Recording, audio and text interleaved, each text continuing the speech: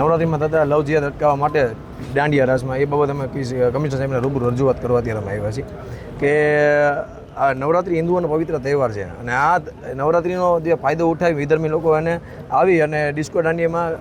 હિન્દુઓની બેન દીકરીને ભોસલાવીને ધર્માંતરણ કરાવે છે અને આ બાબતની અમે એટલે રજૂઆત કરવા આવ્યા છીએ કારણ કે ડિસ્કો દાંડિયા જેવા પ્લેટફોર્મ ધરાવતા જિહાદી માનસિકતા ધરાવતા એ લોકો એનું પ્લેટફોર્મ પૂરું પાડે છે અને દર વર્ષે ઘણી બધી દીકરીઓ આ જિહાદીનો શિકાર બને છે અને એ આગળથી અગાઉ કાંઈ વસ્તુ ન થાય એ બાબત અમે કમિશનર સાહેબને રજૂઆત કરવા આવ્યા છીએ કે નવરાત્રિ એ સનાતનીનો તહેવાર છે એમાં વિધર્મીનું કાંઈ અંદર કંઈ કામ નથી કારણ કે તો સનાતન ધર્મનો તહેવાર છે અને એ લોકોને સનાતનીઓ સિવાય એ લોકોનું એમાં કાંઈ કામ નથી એટલે એ બાબતની અમે રજૂઆત અમે અત્યારે કરવા આવ્યા છીએ અને બીજું ખાસ તો એ કે એનો પ્રવેશ એને દાંડિયામાં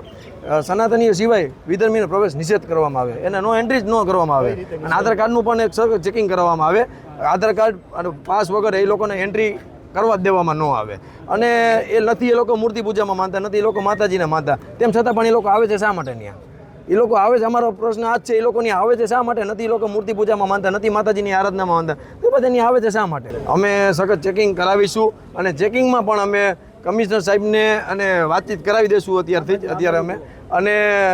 રૂબરૂ જે હેલ્પલાઇન નંબર અમને આપશે હેલ્પલાઇનમાં અમે જાણ કરીશું અને પોલીસના સહયોગથી સાથે રાખીને અમે ન્યાય કાર્યવાહી અમે કરાવીશું.